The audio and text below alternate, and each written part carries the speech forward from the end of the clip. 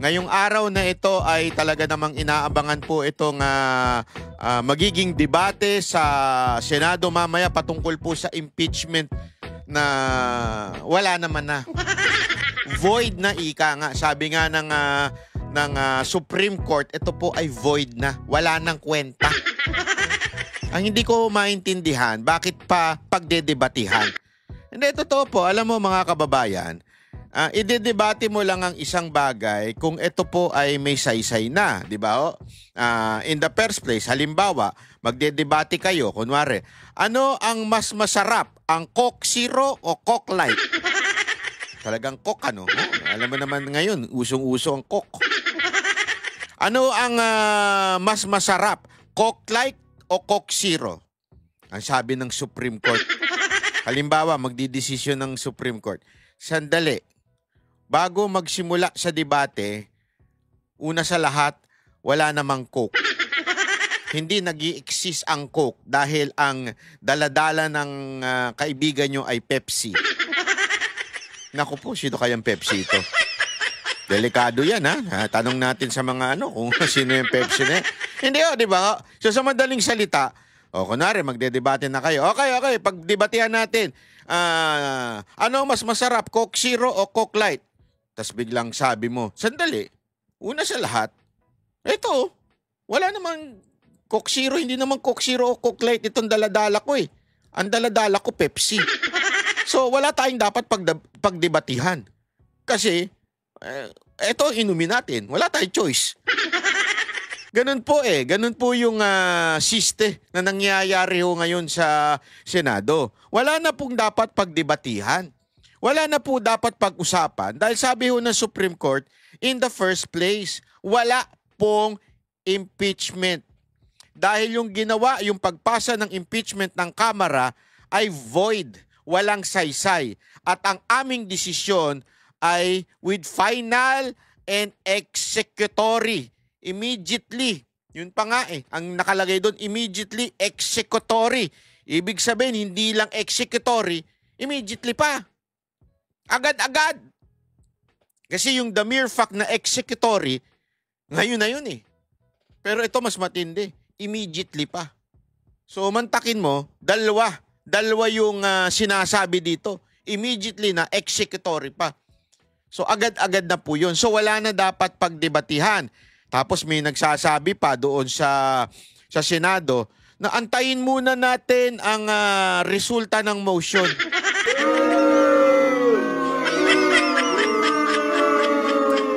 Alam nyo mga kababayan, kung kayo may utak, kahit saang dalin mong korte, kahit sinong abogado, nauunawaan yan. Ano yung nauunawaan niya?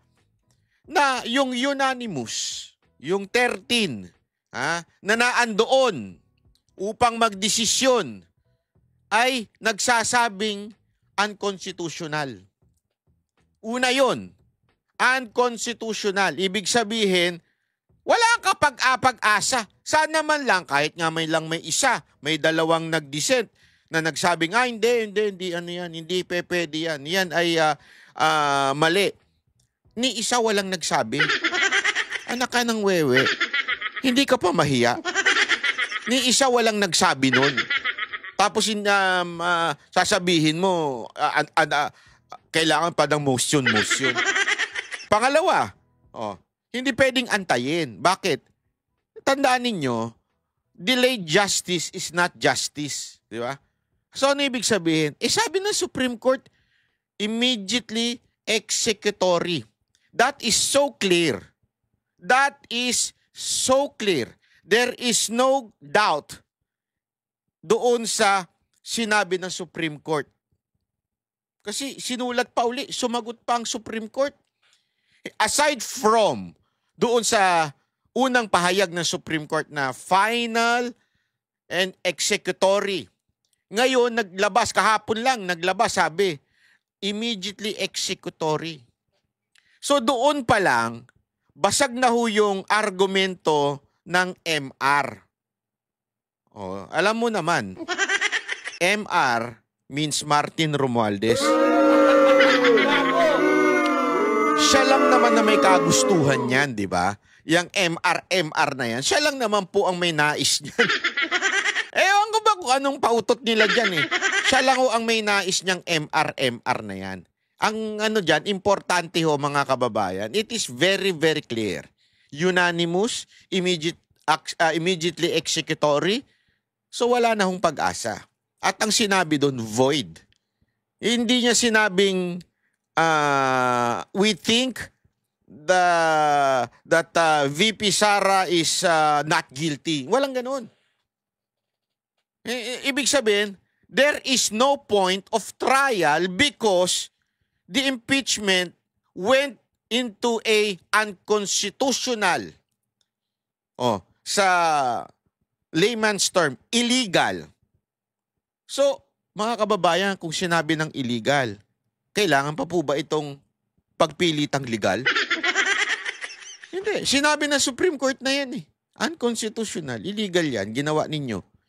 Marami kayong mga hindi tinupad doon sa rules pagdating sa impeachment. Alam nyo mga kababayan, paulit-ulit na sinasabi ho ng ilan nating mga senador at ng mga kongresista na nagmamagaling, hindi namang mga abogado. Sinasabi nila that the sole reside sa Senate, or pagdating naman sa Congress, sasabihin nila only the Congress or the House has the authority in terms of impeachment article. At ang kanilang basis ay the Constitution.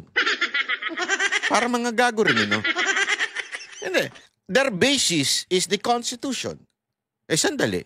Sino ho ba dapat ang mag-interpret ng Constitution? Kayo po ba? Hindi. The Congress is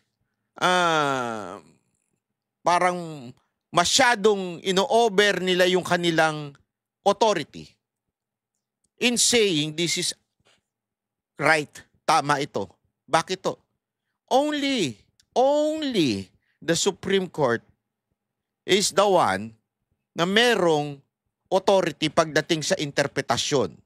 So kung sinasabi mo, congressman ka o ikaw yung House, sinasabi mong, sole authority kami pagdating sa impeachment article, pagpasa ng impeachment kami lang, according to the Constitution. Ladies and gentlemen, pagdating sa Constitution, only the Supreme Court has the final say and final interpretation of the Constitution. As a matter of fact, kahit anong paliwanag mo dyan, kahit anong understanding mo dyan, kung ang sabi ng Supreme Court, ito ang tamang paliwanag, supla ka na. Wala ka na. Di ba kaya nga yung example natin, perfect example natin dyan yung argument ng mga Jewish against the Lord Jesus Christ? Remember, Jesus is a Jew nung siya ho ay bumaba sa lupa at nagkatawang tao. Siya po ay Jew. Supposedly, dapat niyang sundin ang Jewish law. Di ba? Yung Old Testament. Pero, may mga ginawa siyang quote-unquote labag sa Jewish law, yung Old Testament. Kaya nga nagalit sa kanya yung mga Pariseyo, nagalit sa kanya yung mga Saduseyo. Sabi sa kanya, "Hoy, bakit di mo sinusunod ang law of Moses? Ba't di mo sinusunod ang Old Testament?" Di ba?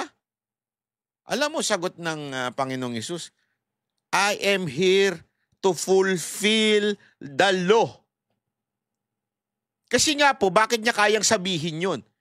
Because He made the law. Remember, kaya nga yung mga nagkiklaim that Jesus is not God, that is so impossible. You know why? Kasi nga, siya mismo nagsasabi, before anything of these things that happened, I am. Naandun na ako. In the creation of this world, naandun na ako. Who gave you the law? Ako yun. Kasama ako dun. God the Father, me, and the Holy Spirit. So therefore, I am the one who is interpreting the law of Moses. So hindi nyo pwedeng sabihin sa akin na hindi ko sinusunod ang law of Moses. Kasi ako nga nagbigay niyan. So therefore, ako pwede mag-interpret niyan kung paano nyo susundin yan. Kaya nga, to the point na ipinako sa krus si Kristo. Bakit? Kasi tila hindi niya sinusunod ang Jewish law. Ganun katindi yun. So what am I saying? Ganun din ang reason nitong mga congressman at ng mga abogado. Sinasabi nila, oy, ayon sa konstitusyon, kami lang ang may karapatan na duminig sa impeachment. Walang pwedeng makialam. Ano yon? Ayon sa konstitusyon. Ang linaw po sa konstitusyon. Pagdating sa interpretasyon ng konstitusyon, only the Supreme Court can interpret the Constitution. They are the final arbiter. Kaya yan yung ginagamit eh. Final arbiter. Kami ang pwede lang magsabi na ito ang ibig sabihin nitong konstitusyon na to. Kaya it's foolishness for anyone, especially if you are a lawyer, na sasabihin mong, hindi, walang dyan, Supreme Court. Mali, yung hindi pwede. Hindi tama, wag natin sundin. Hindi pwede yun, mga kababayan. Kanya-kanya silang papel. Yung equal branches of government, equal authority, o not equal authority, equal power na sinasabi nila, branches of the government, executive, legislative, and judiciary, they have different function. The function of the legislative, House and the Senate, is to make laws. But they can make law that is unconstitutional, and only the Supreme Court can say they have the power to review any law that has been made by the House and the Senate. So kung may gawing mambatas ang Senado at ang House, ang Supreme Court i-review yan. Tama ba yan? Naayon ba yan sa konstitusyon? Kasi remember, yung mga batas na ginagawa ng House at saka ng Senate, kailangan laging nakabase yan doon sa konstitusyon. The Constitution is the backbone of our country. Kailangan nakaayon yan. So sino ngayon na magsasabi nun? Na nakaayon ang ginagawa ng legislatura na batas? Supreme Court. That's why they're supreme. Ang linaw po nun. Kaya alam mo, tama yung sinabi ni Bato. Napakalinaw nun. Wala nang doon. Wala nang pagtatalo doon. Tama siya doon eh. Ang highest sa Supreme Court, walang iba ko hindi, ang Diyos na lang. Kasi tama yung logic na yun eh. Ano yung logic na yun? Wala, hindi mo pwedeng baliin. Hindi mo pwedeng, hindi ko susundin yan. Ulol ka ba? Sorry ha. Pero pag hindi mo susundin yan, you are like saying, hindi ko susundin ng batas. Whatever the decision of the Supreme Court, kaya nga may jurisprudence batas yan na dapat mong sundin. Pag hindi mo sinunod, you are violating the law. Ganun yun, mga kababayan. Pakinggan po natin ito para sa mga nag-aabang mamaya ng mangyayari. Ito. Ilalaan ng Senado ang sesyon nito bukas para talakayin ang ruling ng Korte Suprema sa impeachment ni VP Sara. Sa kabila yan ng motion for reconsideration na inihain sa SC ng Kamara. Narito ang agenda report ni Hannah T. Pinaghahandaan na ng mga senador ang debate bukas sa plenary tungkol sa impeachment ni VP Sara. Priority daw ito, ani Senate Majority Leader Joel Villanueva. Definitely, that would be the only agenda as we have talked about.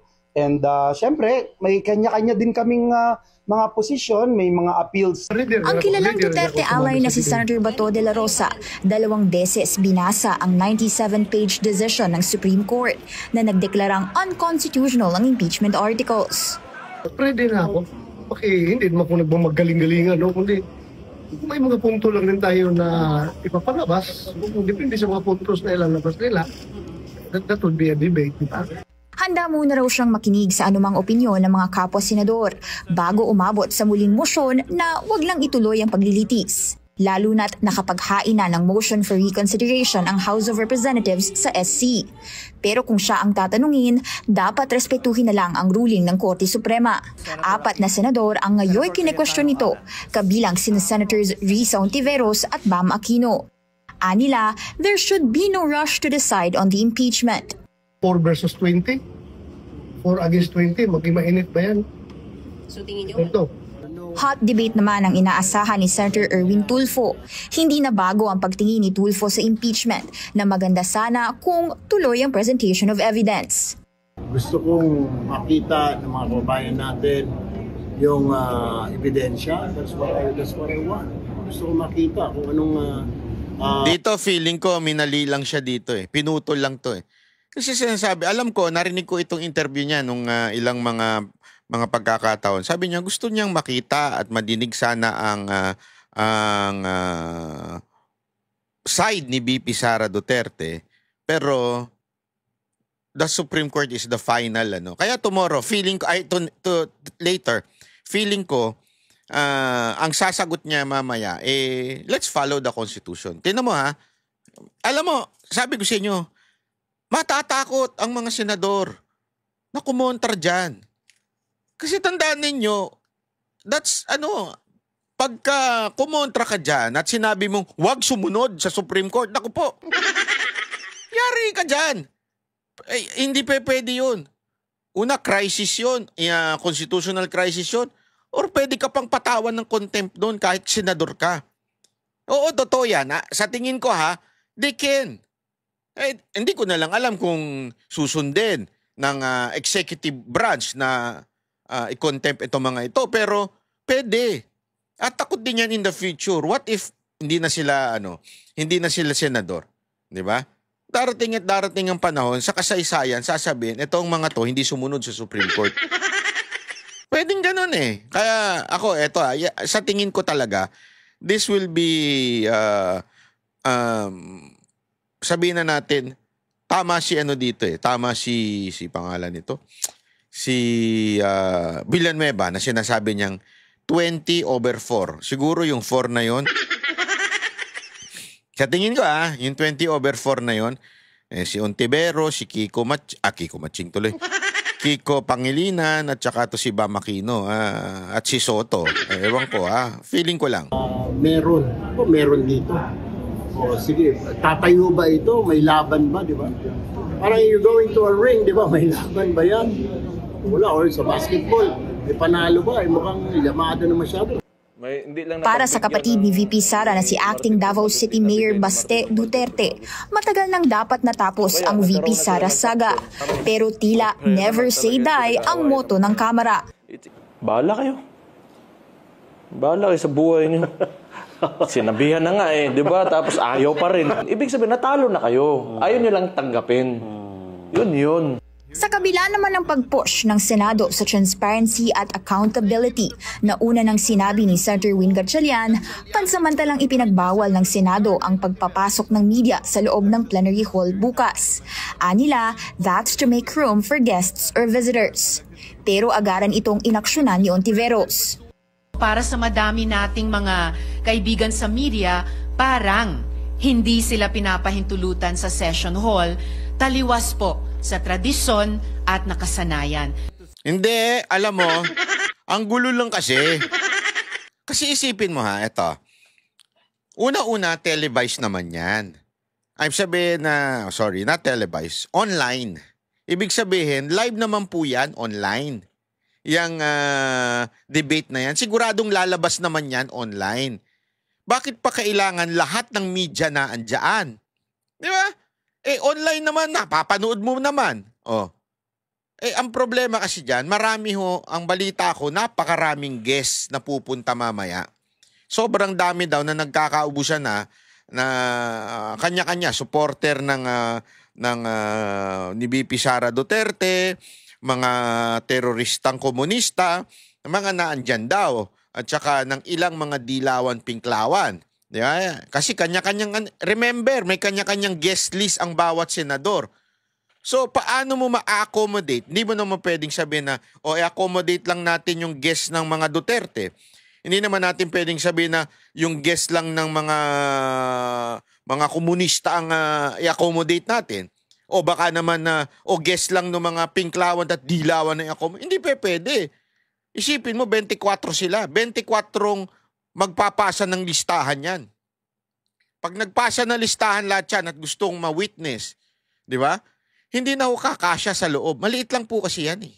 Maliit lang po ang, hindi po yung katulad ng sa kamera. Mas malaki, di ba, yung kanilang plenary. Dito, maliit lang ho talaga ito. Sobrang liit lang at siguro less than 200 lang ang pwedeng pumasok dyan. I don't know kung tama yung bilang ko. Maybe 100 o 150, ganun. Ganun lang po ang pwedeng. Kung papapasukin mo media, wala nang guest. Yung media naman, pwede naman sila sa labas mag-interview ng mga senador para hindi maingay, hindi magulo. Kasi minsan, nag-i-interview habang may nangyayari. So para hindi magulo, doon kayo sa labas. Kung gusto nyo naman papanood, kasi may mga issue na kesyo daw walang transparency, mga gunggong. Yung walang transparency, naka-online yan. At saka yung mga guests, marami nga dyan, mga vlogger, sigurado magbibideo, hindi naman sila pagbabawalan. Ang punto lang dyan, para mapagbigyan ng lahat ng guests. May magtatampo dyan pag hindi mo na pagbigyan. Paglilinaw ni Senate President Cheese Escudero, reporters can as they usually do. Sa 10,000 sunod Ikaw mag-point of order. Matatandaang nang mag-convene ang impeachment court nitong Hunyo, nahagip sa mga footage ng Bilyonaryo News Channel ang senaryo kung saan nagkatensyon sa pagitan ni Ontiveros at Amy Marcos. Yan At ang gusto nagmistulang tinuturuan ni Villanueva ang presidential sister. Yan kasi gusto Una na nyo, rin naging chismis. limited ang access ng media sa Wala rin kayong pinagkaiba dun sa mga tarantadong mga vlogger eh. Gusto nyo yung behind the scene chismis. Yan ang totoo. Gusto nila makakita ng mga naglalaro ng scatter, ng mga naglalaro na sabong, sana naman wala. Yan ang gusto nila eh. Yung nag-aaway, makakuha ng video. Hindi, alam mo, may mga kanya-kanyang guest naman yan. Imposibleng wala magbibideo eh. Ladies and gentlemen, atat din mga kababayan ng... Hindi, totoo naman. Atat din ng mga vlogger makakuha ng content eh. So siguradong, kung gusto nyo talaga makakuha ng scoop, di magpag-guest kayo sa magpag-guest list kayo sa mga senador. Kung ayaw kayo, wala na magagawa ang senador, mga senador dyan. Kaya ang mga media dyan, di ba? Easy lang, wag naman kayo masyadong chismosa.